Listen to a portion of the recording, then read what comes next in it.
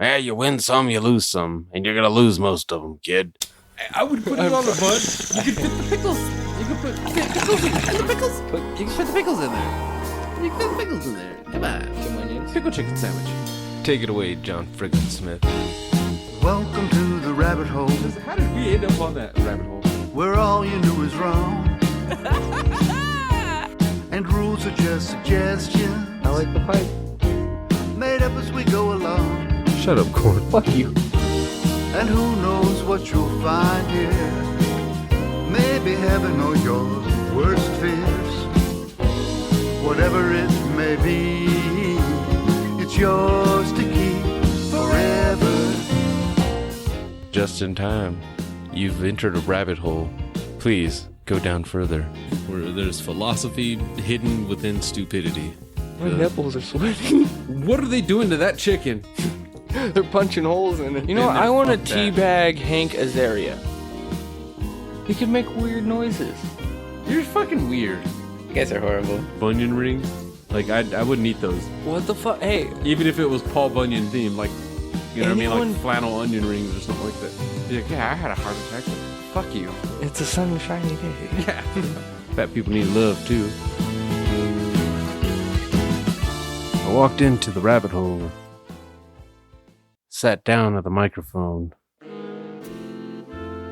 man sitting next to me was quiet. But he was also white. So I knew eventually he was going to say something about me sitting next to him.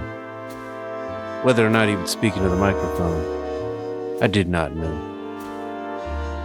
See, that just fucked you the whole... man, have you not been watching fucking Who's Line on goddamn HBO, man? No, but not. What?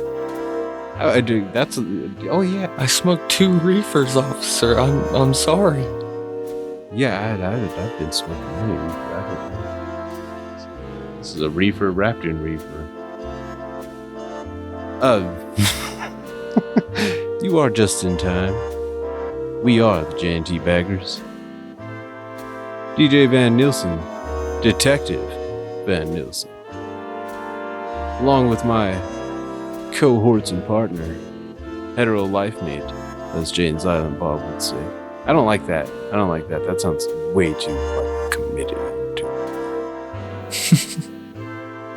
hetero mic mate. That sounds pretty gay too. Speaking to the mic, bitch. Norman Blunts. I didn't mean like I wasn't actually telling you to speak to the mic. I was just Well, now it seems like he did. yeah. That makes it sound like I only thing missing was the zippers.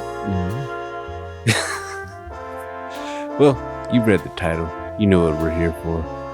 Jumping down another nostalgia rabbit hole. It is actually, yeah, it's been a decade almost, huh? Let's see, wait. November? Oh, no. May 2011. It's been just over a decade since one of our favorite, kind of underrated, yet still somehow resurrected many times in weird ways, LA Noire. Shit, it's been about a decade. Yeah, That's so May crazy. 2011. Yeah, we're just past a decade. Yeah, that's what I mean. Like, it's perfect time. See, that's the definition of what? Retrospective? Just in time. Ah. Almost. that makes it just late review. Yeah. Now, usually we play the song, but it doesn't reference video games. This is video games. I'm not going to be a dick and like try to insert video games into the John Frickin Smith intro. He's just too clean. But you did hear his other beautiful intro, Yours to Keep, from the album Songs with Great Collapse, which can be found at johnfrickinsmith.com. I have incredible cotton mouth. I am high as balls. Now you gotta keep it, you gotta at least, with a name like Norman Blunts, that just fits into a Noirish theme. You gotta get into it, man. Dude. Imagine some jazz music playing in the background. Watch the flow of the smoke that comes off the joint. You got a $40 suit on. See, there you go. Got your nice tweed tie, because why the fuck not? Oh yes, we're detectives in this situation. We're investigating the story behind and within LA Noire. Are you gonna be the stand-up that you thought you were gonna be? Use some, well, I guess in this situation, am I allowed to just really use the other nickname of yours there? Come along, rookie. Nice. I mean, I would think on the game at least I would be a seasoned veteran, but no, I fucking sucked on the second playthrough. Oh, fuck that, dude. Some of that shit was so weird. Let's be honest. There are wonky bits of this game. Wonky bits, mostly in the interviews and shit. Nothing is straightforward. They put the good cop, bad cop thing on the re-release just to try to make it simplified for other people. It was bullshit. I don't want simple in this game. I want to actually be challenged. So give me good vocabulary words. Some of the shit doesn't make sense, because some of the times you know they're lying, you have evidence, but they still want you to put doubt, even on the old version and shit. Yeah, I don't get that. That's what I mean, is it didn't always make sense. I accused so many people in the second playthrough and had evidence. And they were like, no, not the right time. And, well, one of the unique things about the game was, yes, it used, a lot of facial capturing and motion capturing technology, which isn't the most unique thing in the world, but it is when you're doing it for the entire game and everybody's played by an actor, reading roles over and over again. Fun fact, John Mulaney, or whatever, I'm pretty sure was one of the extras in there. Yes, he was. He was one of Mickey Cohen's guys. I'm just gonna start dick riding that guy every other episode. He's our new Tom Hardy, okay? He still follows us on Twitter. And he once retweeted something of ours. Maybe even twice. So I think that's cool enough. Who? Yeah, that guy. The guy from, what'd you say before? We were talking about L.A. Noire, right? Yeah. I'm talking about the guy from, Mr. Deeds? Yes. Brandon Morlale. Yeah. What did I say? I don't know. I don't think you said Brandon. I don't think I did either. I probably said Bruce or some shit. Yeah, Brandon Morlale. Yeah, that guy. That's our new Tom Hardy. We gotta start dick riding that guy. But, anyway, the main character, because the story of the game is just as fun, is probably even more fun. All the background, all the, making stuff was just, kind of negative, It took 7 years to fucking make. 7 goddamn years. It's been 10. Where's the second game? Yeah, that's a long time even for, because I don't think Team Bondi is, I don't think they're around. So their remake, whoever remade it, their remake came... Rockstar. At least in 11, whenever it came to Switch, I think they also 2017, it says it came on Switch, PS4, and Xbox One. I imagine that's the re-release. Set in Los Angeles 47. I don't want to read word for it, but that is it's called L.A. Noire, and that's one of those situations that's like, wait, what the fuck? Because if you look at that's not that long. That's 6 years on a wait. They should have waited at least 10. Fuck it. It would have made it better. But not for... I got my little notes. Graphics aren't that much better. You think with them remastering it to a new console like a PS4 or Well, Xbox they didn't... One, it's not like a full-on remake. That's the difference. A remastering just cleans it up. Remaking would be like a full-on improvement, like how they've done with the Final Fantasies and shit.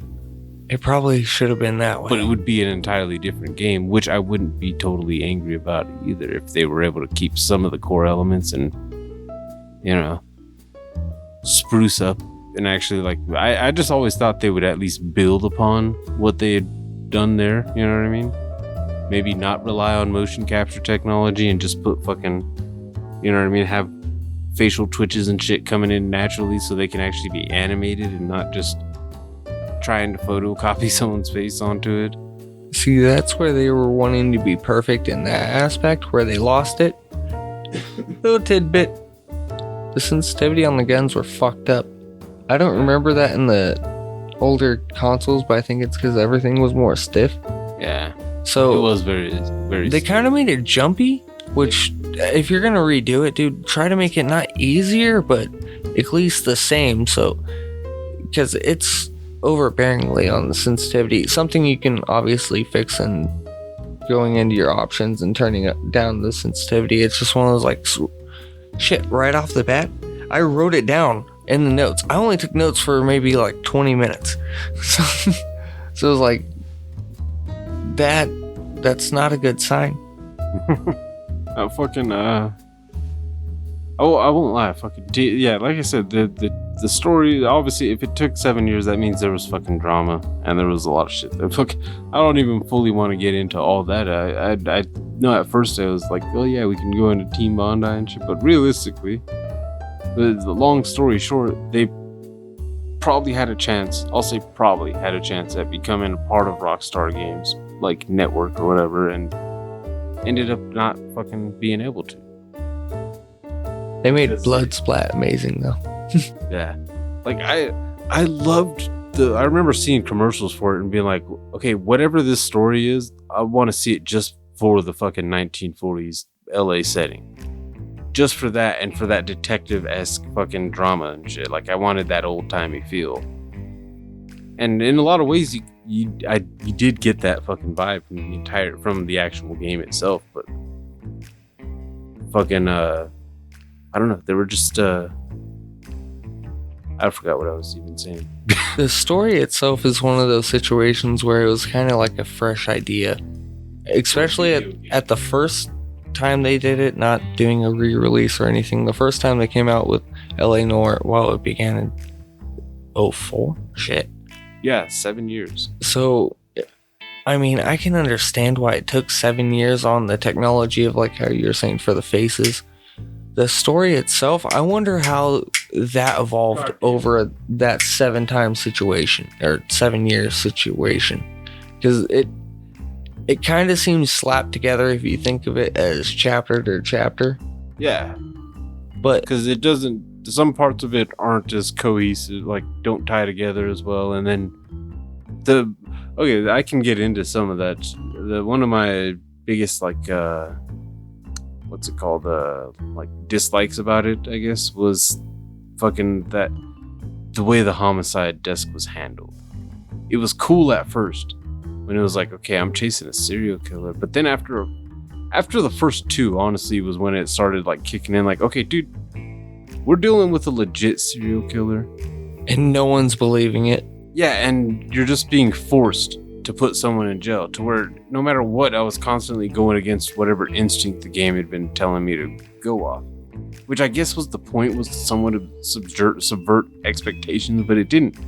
It just left me dissatisfied with every single case, and then by the time I got to the end of it, you kill the guy, but then you have to keep quiet about that too, to where it didn't just make the final case bitter, it made the entire desk. Chapter, yeah, dude, because it was what, 4 or 5 for that desk. So you had for desks, or for how many, or homicide case, I think it was like 5. That it started pissing me off when, I think it's the first one or the second one, it's just like, okay, that's a little odd. Yeah, and it's just like, why is it so blatantly honest? But I mean, you see a video of someone else clearly, but and I think that was something that annoyed me too, is that the game are obvious, not honest, because they were trying to present it also in the form of like a movie, or like, you know what I mean, like serial type shit, fucking or like, you know what I mean, like those Noire movies of old. They would show you clips of, you know what I mean, of background things happening. And those little videos were kind of annoying to see, because you only saw them during the first playthrough of the actual game. You never saw, there were a lot of those scenes that you didn't see when you went back and revisited case by case. They only happened when you were playing through the full story. Like pretty much every video of Fontaine and shit. Dude, those videos are cool when you see them once. But they're also annoying because you see them sometimes right before you go into a case. Especially with the homicide desk. They showed you a couple of the murders happening, at least in shadow. To where you knew, like, okay, some dude wearing a hat. You're like, you're already automatically kind of looking for a dude with that style of hat, with the fucking crowbar and all that shit. When realistically, when you go in to investigate, you have to try to tell yourself to go back into the shoes of Cole Phelps, who hasn't seen that video that you just watched. That's what somewhat annoyed me. I kind of would have preferred some of those parts be left, you know what I mean, for after the cases at least. Because, like I said, showing the murder right before you show up to investigate it. What pissed me off with those ones, though, is I don't know if it's on the remake or re-release or what, but if you hit it again, it pops up and shows the fucking video again, and you can't skip the video. So it just plays all the way over. Oh, the newspaper? Yeah. Because that is where those are from, huh? Is when you see the newspaper, you read them and shit, and it fucking... Yeah, some of those videos were fucking annoying, especially during a case and shit, too. Because then you're like, okay, what the fuck? Like, with the arsonist, same thing. You're trying to put away people like that. And I get that part of the point of the game was to show, like, corruption and all that shit, and that was pretty much the name of the game, was just like, you win some, you lose some, and you're gonna lose most of them, kid. Nobody actually said that in the game, but they might as fuck well. Yeah, I can hear Rusty saying it. Yeah, or Biggs, either one of them. I favorite partners, I'm really tied between those two. Bukowski's a little bitch, I don't give a fuck about him. He was too content with the world. Roy Earl's too much of an ass. Too cocky of an ass. But the other two of the old timers, they were the coolest ones. Rusty gave no fucks. Realistically, Herschel Biggs didn't either. Because he was the one that had the first partner after the fucking, you get demoted to fucking artisan. I did love that. The suits and everything too in that game. Like, you know what I mean? Not too much to fucking get caught up in like constantly wanting to change your clothes and shit. But enough to where it was like, every now and then he should be wearing a different suit for some of these episodes, at least cycling through some of them, It's easy to stay in that blue one when you get it. Well, even the one he has on in the cover. Yeah, that brown one from the traffic desk.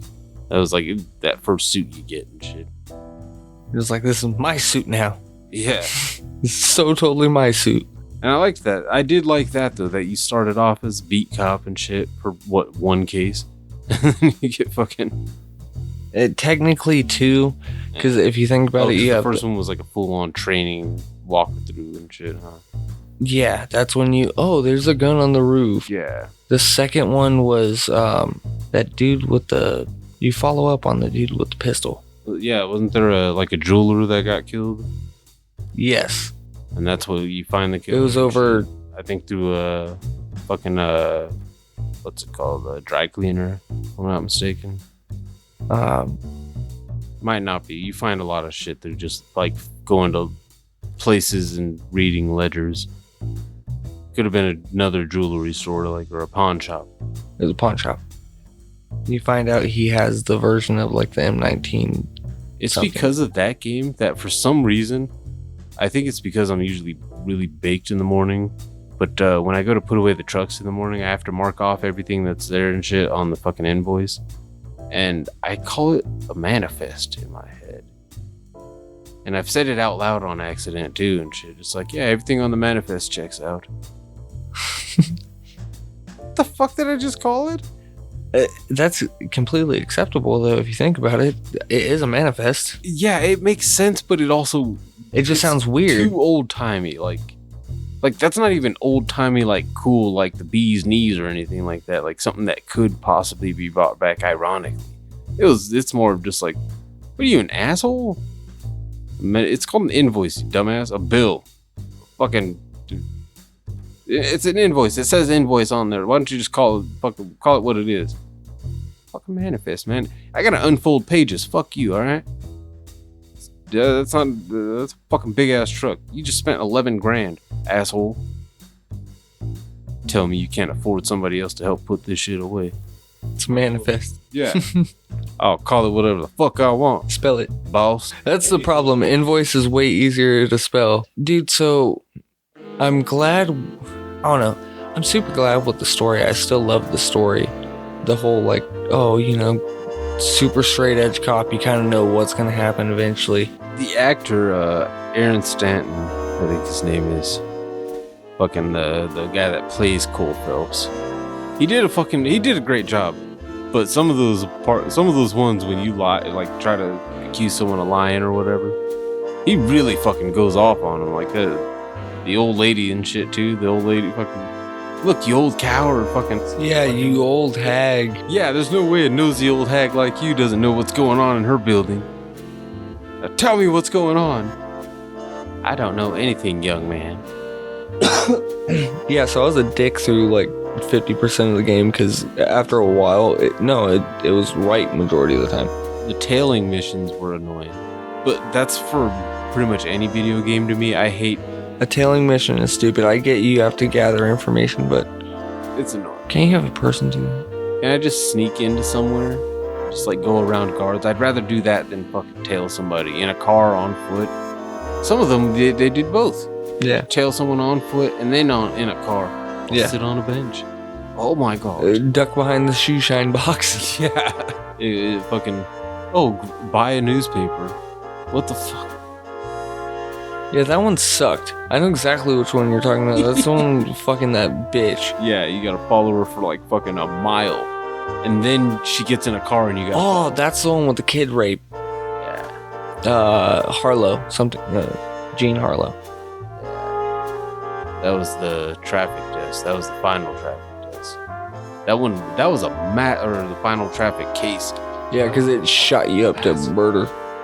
Yeah, because they started off with the fucking... That was actually one of my favorite ones. That was the one that really drew me into it. Like, the pig's blood guy at the beginning pissed me off. Like, motherfucker faked his death. I was hoping for a fucking real killer. Well, the second you see the car, you already know something's up. You're like, what the... Why is there so much blood splattered everywhere with no body or pieces? But he disintegrated. What's weird too is I don't think they had like blood testing like that like back then, or DNA testing. Didn't he actually say a few times like, I'll check it for... Oh, it was blood type. Yeah, I think with the pig's blood, I think they were able to do that. But no, most of the other stuff wasn't even DNA either. It was just fucking matching rope patterns or fucking there was a lot of matching rope patterns, and these go with the ligature marks. Yeah, but fucking that final traffic test though with this, I remember it started off with the two girls being fucking driven off the cliff or whatever.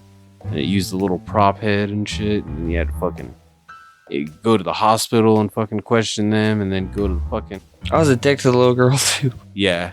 Then you had to go to the movie set and shit.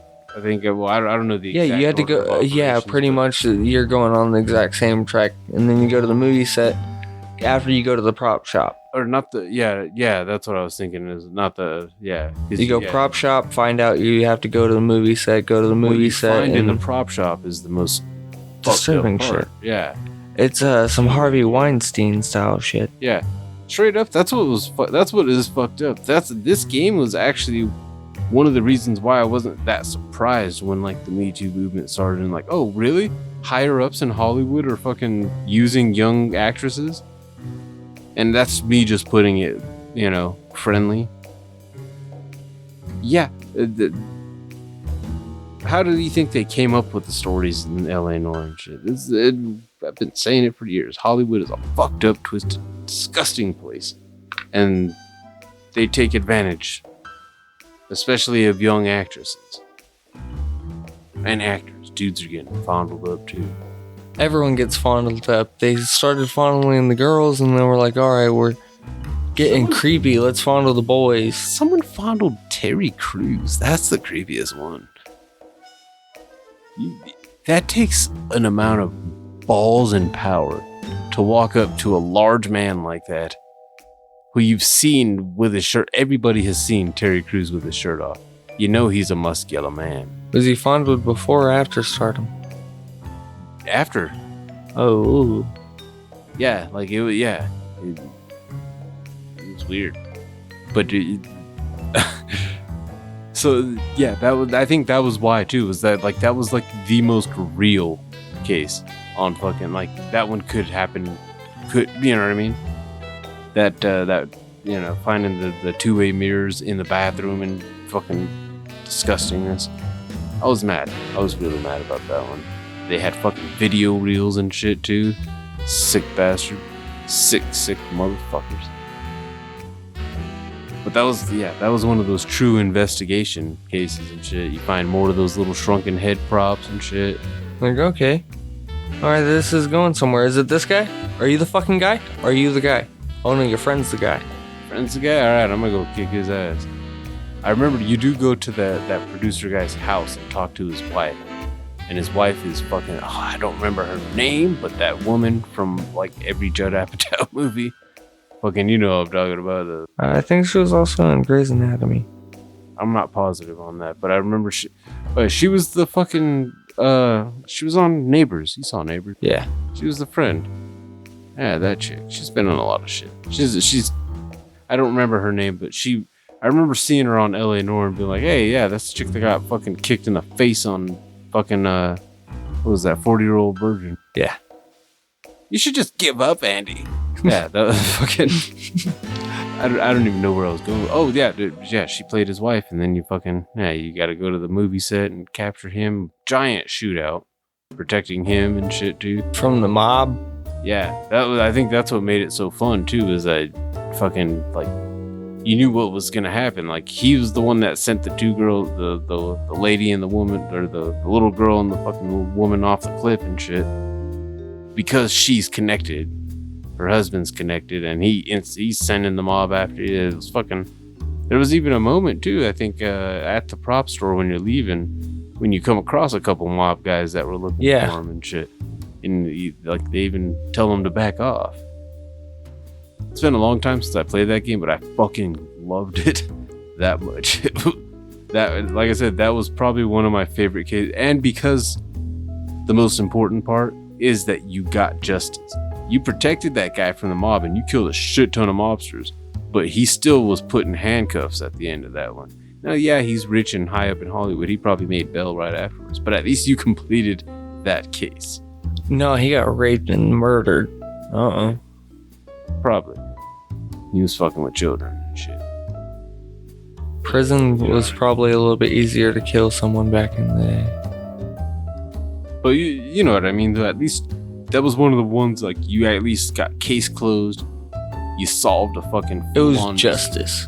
Because I don't remember what the second traffic case... Was there only 2 cases on traffic? Because I remember the pig's blood guy, that was the first one. And then the second one, I don't remember what the second one would have been. Oh, fuck. Oh, I had it and I lost it. Someone, like, left. Oh no. Yeah, someone tried to leave his wife or something, or not leave his wife. It was a hit and run. Yeah. Hit and run. Red car hits the dude, but it winds up being a weird lover's quarrel. I think that was the first one in traffic. It might have been. No. It was either first or second. It was super early. Yeah, that's why I said I think it was the second one. Just because I remember the pig's blood one felt like more of a soft run through. Like, you know what I mean? Like it was a soft intro into it, I think.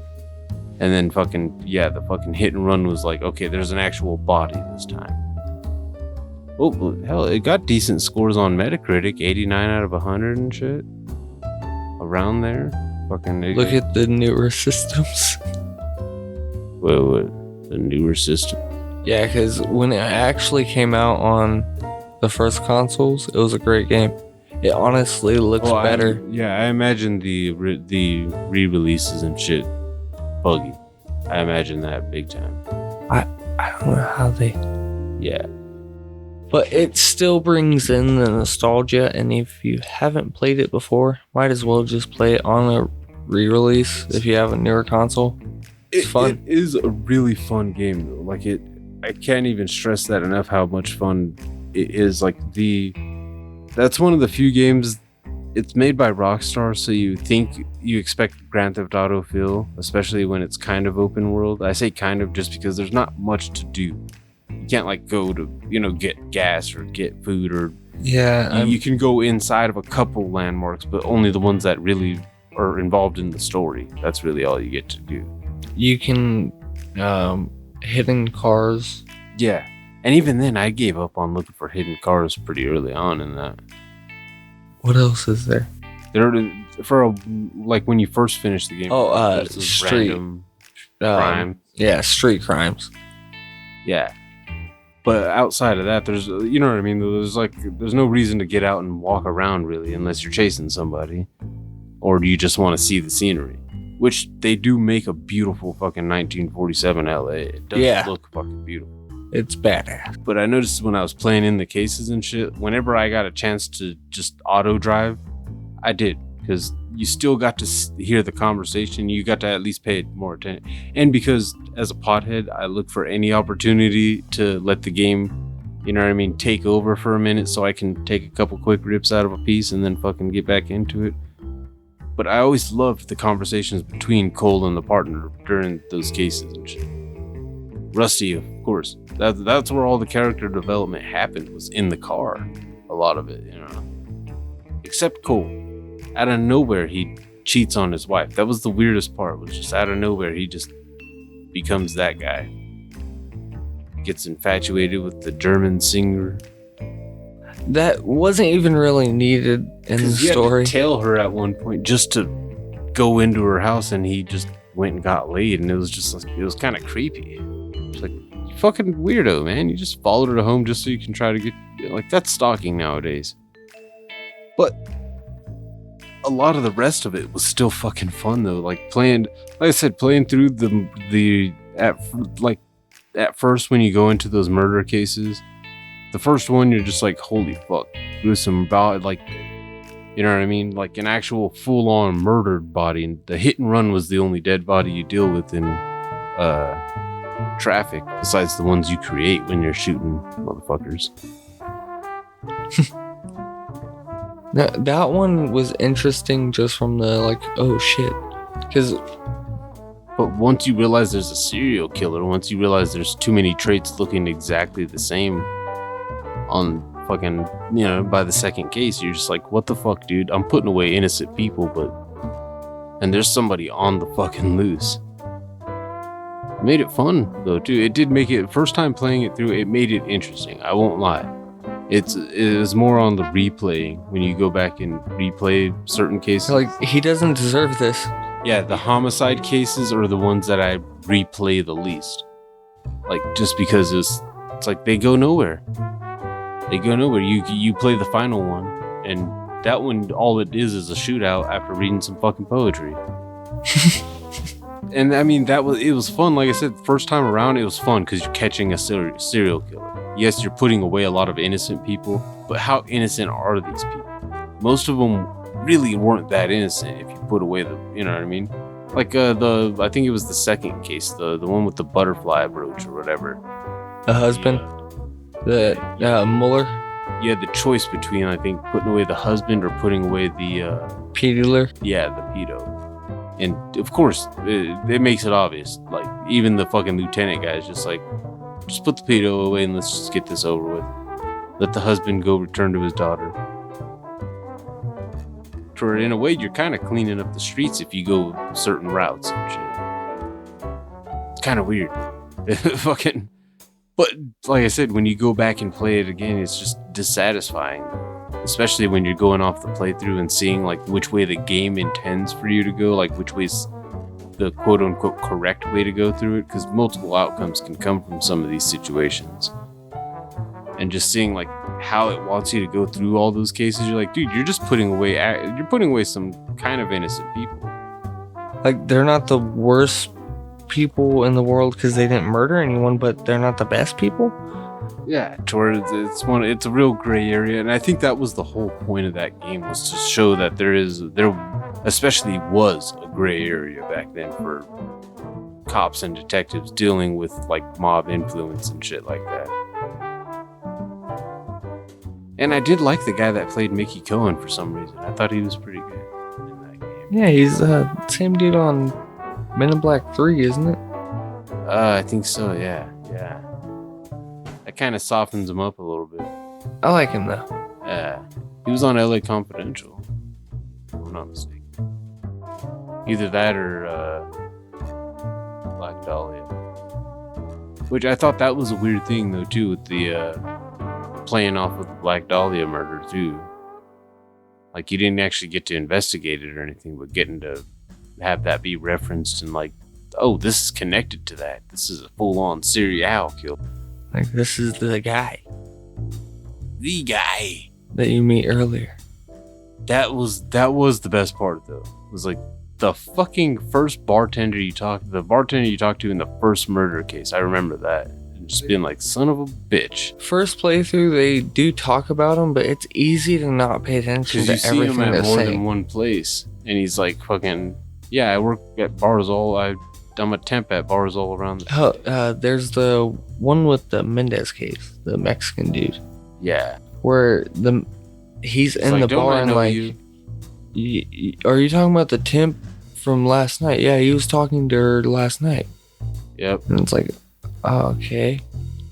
First time playing it, yeah. Had no clue. Second time playing it, or like playing it freshly now, from where it's been a long time. Well, I'll say on the third playthrough, like, or the third revisit or whatever, that's when you're like, okay, it's dissatisfying. I start wanting to play complete cases, you know? Which, the downloadable content, we haven't even gotten into some of those, because there was a downloadable traffic case.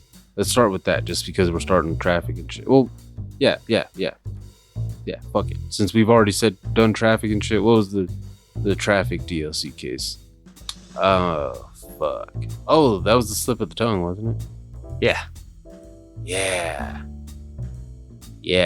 I remember that. The chick was the one that slipped the tongue and fucking, like, gave it all away, pretty much.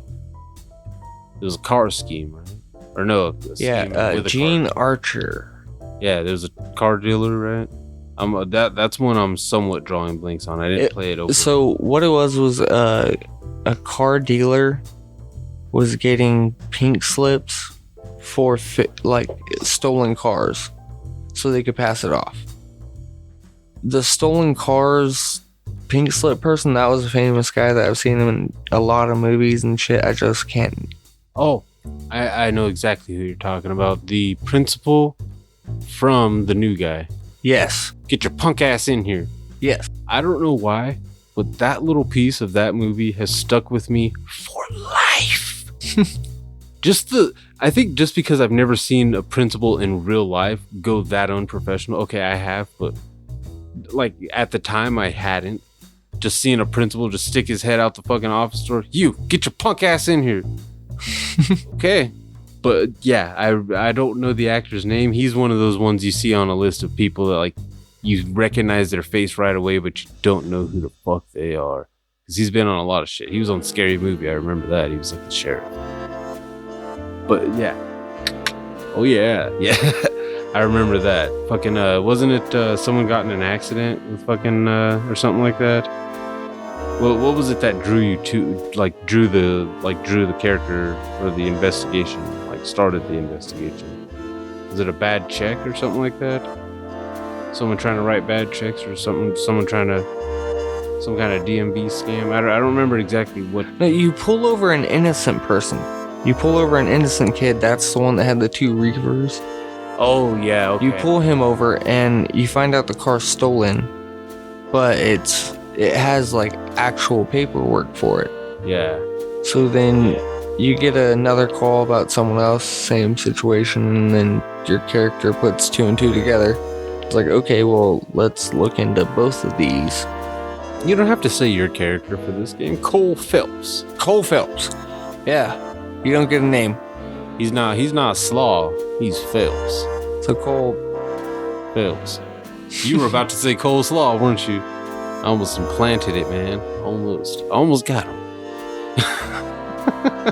What was that? Cole Phelps. Oh yeah. So anyways, 2 and 2 together. Yeah, they figure it out, and then you have to tell Gene Archer. No, you tell someone. They get pissed off, and then you find out. You take one of them in.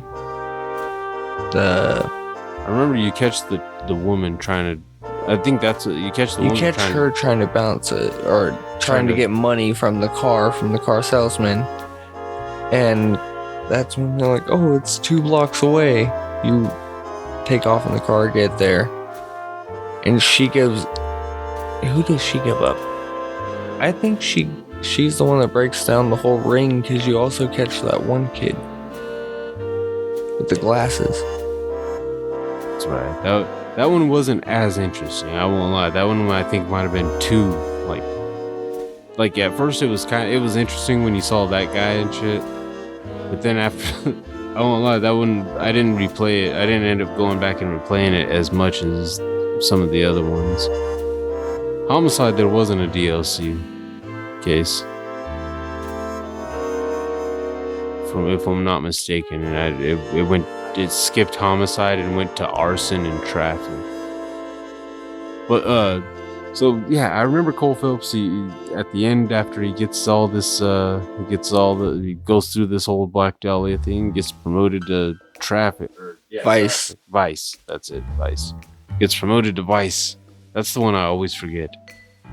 Is that fucking? Because they had a DLC too. Yeah, that was where Reefer Madness was, wasn't it? Yep. And there was another one in there, if I'm not mistaken. I think they had 2 in there just because of the lack of one for. It had something homicide. To do with like heroin and black people.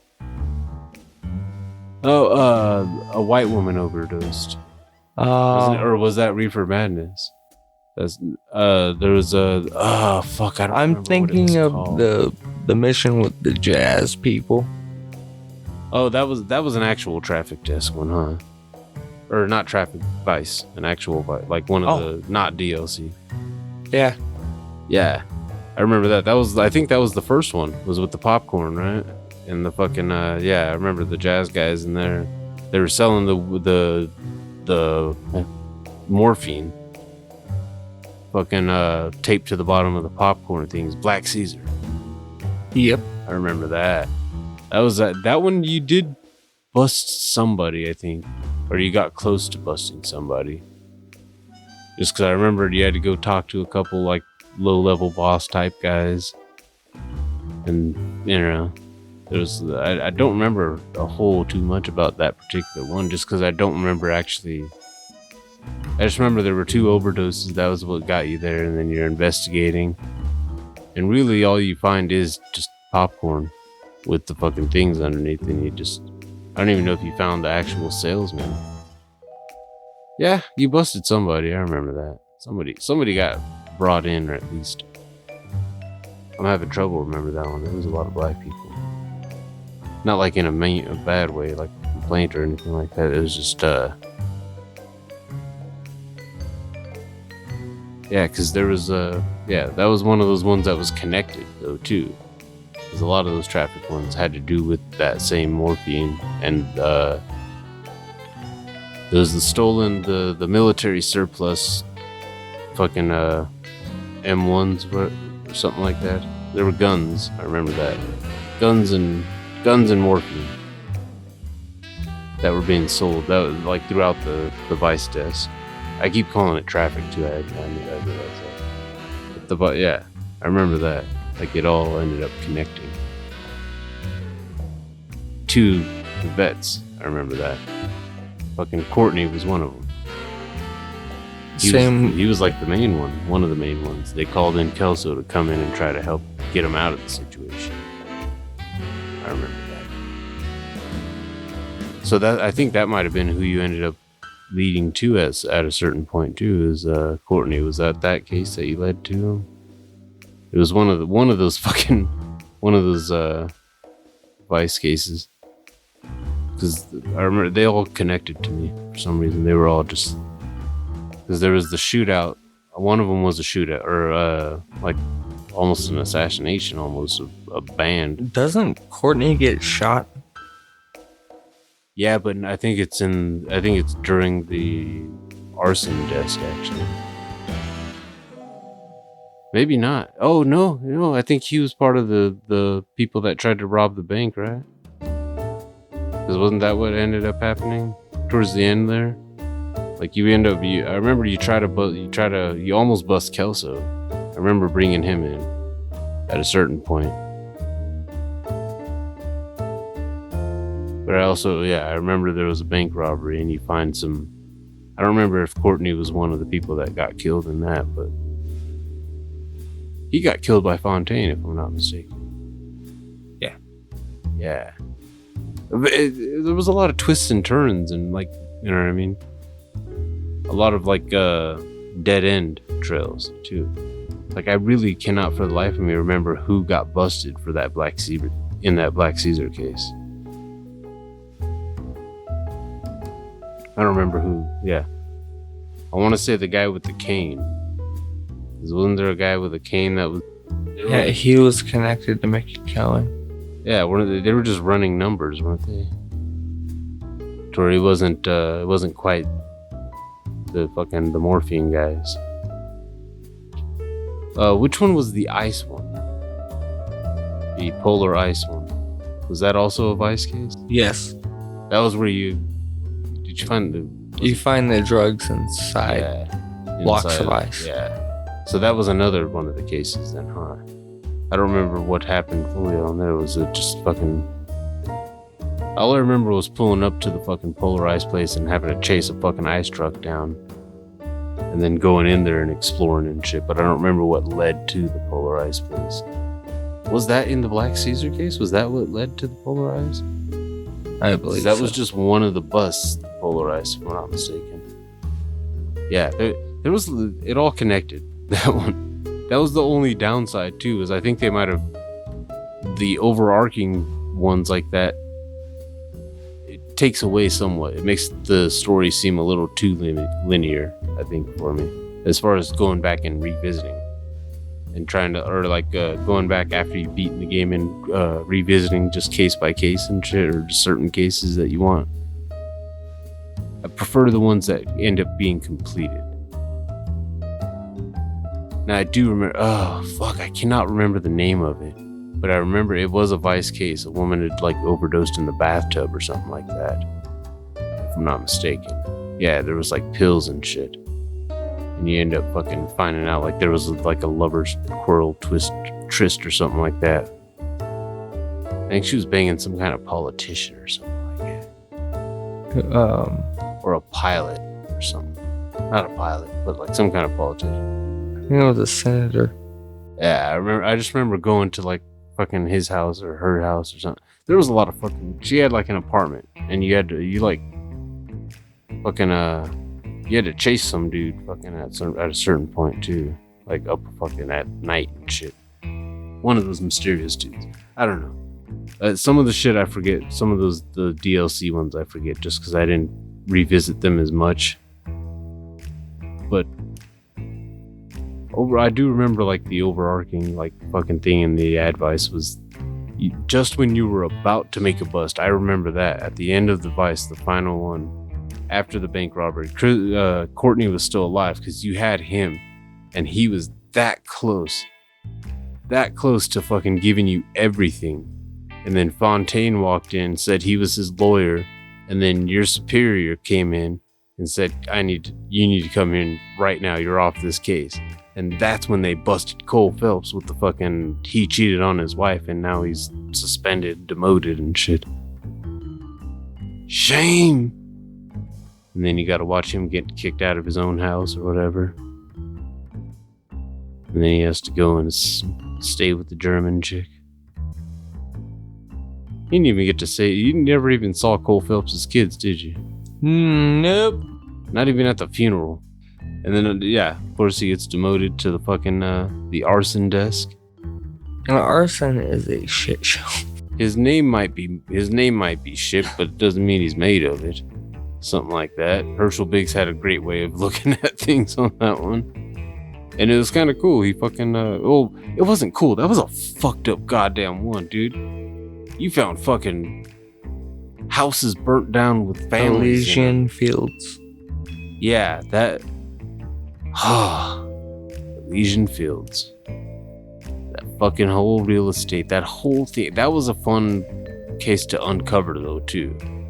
Like at first it started off just like, okay, there's just somebody burning down houses and someone's being paid to do it.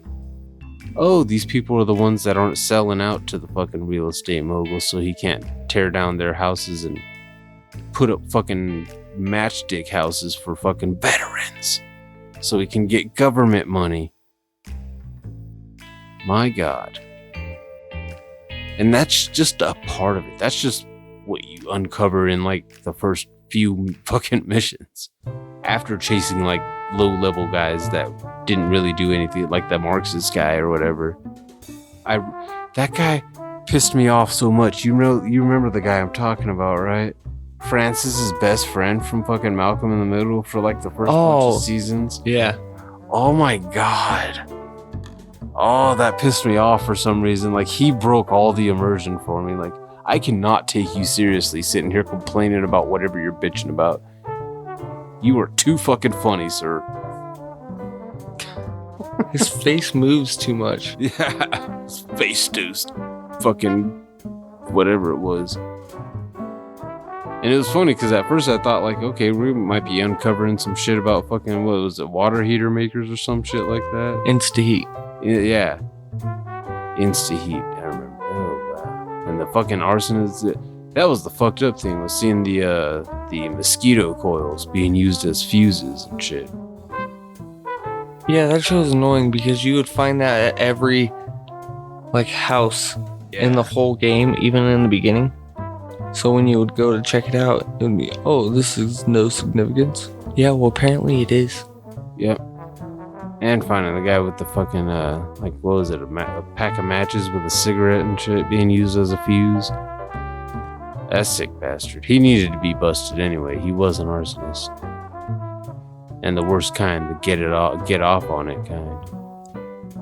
But yeah, the most fucked up part was finding out that the arsonist behind all these fires wasn't being told that families were home. And maybe he didn't know though too. You can't just page a guy back in the 40s.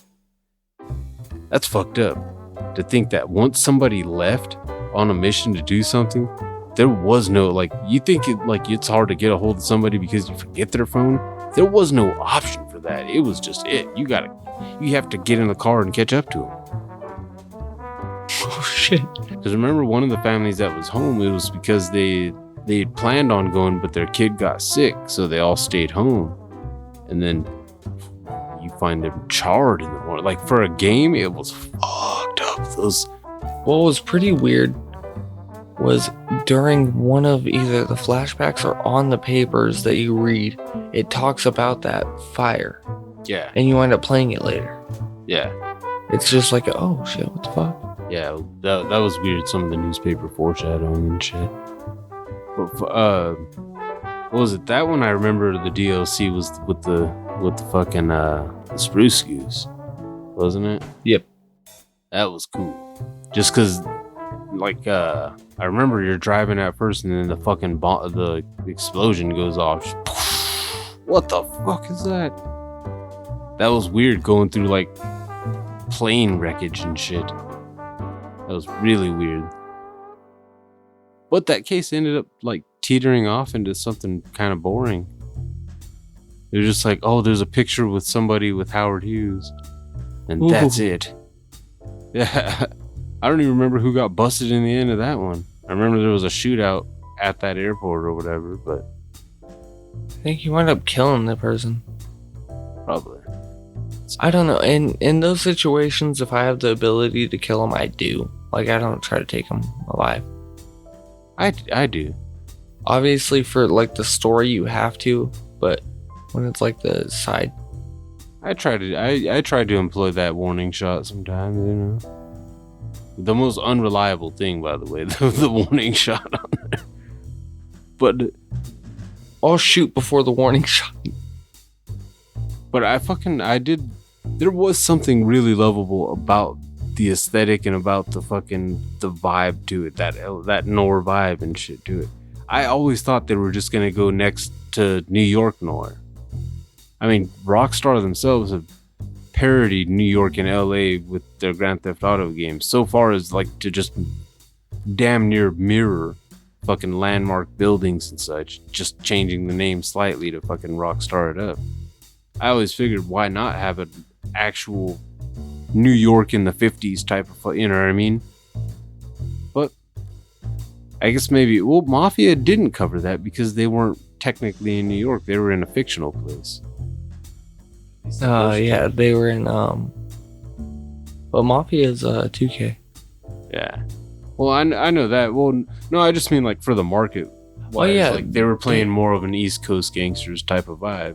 But, Obviously not a detective vibe, but yeah, Lincoln City, no. it was made up. I know that much. It was just straight up New York.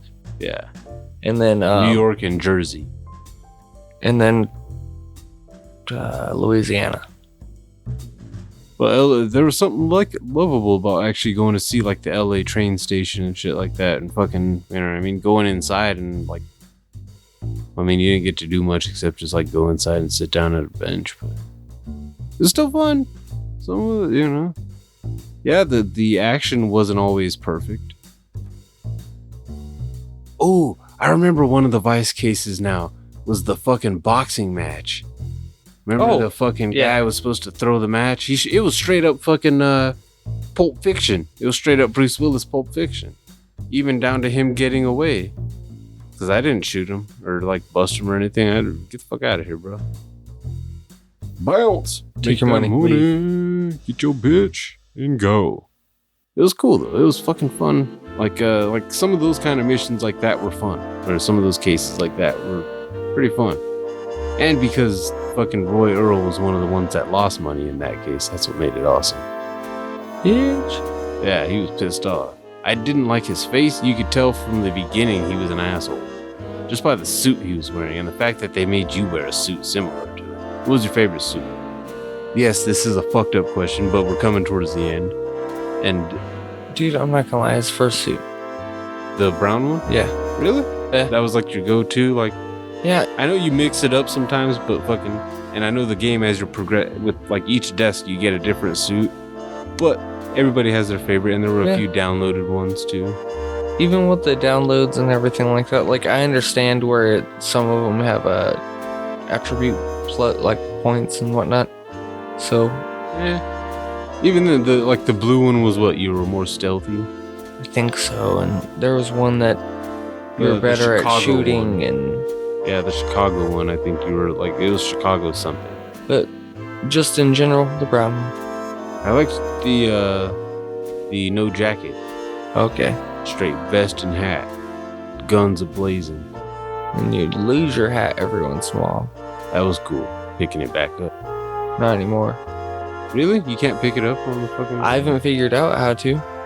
All I remember doing was just like walking into it, I thought. And it just like, he just like automatically picked it up when it was in range. Maybe I don't know. Maybe I'm forgetting something. No, I remember that too. But not anymore, huh? I've tried pressing buttons, nothing. So, I don't know. Yeah, sometimes shit doesn't transfer over, I guess. It was fun playing it like back in the day and shit. Like it was, I remember it had a fucking black and white option and shit too. Like it might now too, but you know what I mean? I just remember seeing the black and white option, which is awesome, like seeing that the Snyder Cut has a black and white option. It looks weird though in certain situations in black and white. What, the game or the Snyder Cut? Oh, the game. Yeah. So I like it in color. That's the whole point of it being the future, and or it being now and not actually 1947 and shit, you know? Seeing the colors of fucking LA in 1947. That's one of the funnest parts of driving around, seeing, you could see the Hollywood fucking thing and shit, Hollywood land in the distance. That was probably one of my favorite details of that game. Like that's probably one of the easiest ones to get, but the fact that you didn't get to actually get anywhere close to it meant that they could have done whatever the fuck they wanted, realistically. But they didn't. They knew adults were going to be playing that game because it was a more mature, definitely a mature game. There were naked dead bodies. But it was fun. I liked doing it. I liked the investigations. I have always wished for a sequel. I don't think there will be, but No, but Definitely a fun game. I remember over the years, you and I have gotten our hopes up a few times and like, hey, they're re-releasing it. Maybe this is testing the waters, maybe if it, regains some popularity, they'll make another one. No. It sucks. But for what it was and for what it was going for, I don't think it quite stuck all the landings that it was wanting to, you know what I mean, for what it was going for. But I get what it was going for, and I loved what it was going for, and I loved what it was. What you ended up with was still, in my opinion, a fucking fun, entertaining game with an engaging story. Yeah, the action is a bit stiff. The cars handle like ass. It's a learning curve. It's not your typical Rockstar game. But that's what I love about it. Yeah, I think that was one of the things I loved about it, was that it wasn't, like, it straight up pretty much told you, like, you're not going to be able to just run around shooting people. He's only going to pull that gun out in confrontation mode. You never get to choose when that gun gets pulled out. It's either out or it's not. And I kind of like that, though, too. That, you know what I mean? Certain situations, it wasn't just pull out the gun and instant shoot. You got to chase them for at least a little while. Pretend like you gave an effort towards it, But, yeah, for what it was, like I said, it was fun. It was, I don't know. There's not much more I can say besides that it was engaging. After a while, yes, you're just walking around feeling bumps and picking stuff up that might even be trash later, or trash now, but important later. It is a blockbuster of a game. And matchbooks, like, pretty much give away everybody's fucking story. If you got a matchbook, you're a whore. Yeah. Pretty much. Like, or someone who kills hookers. Something like that.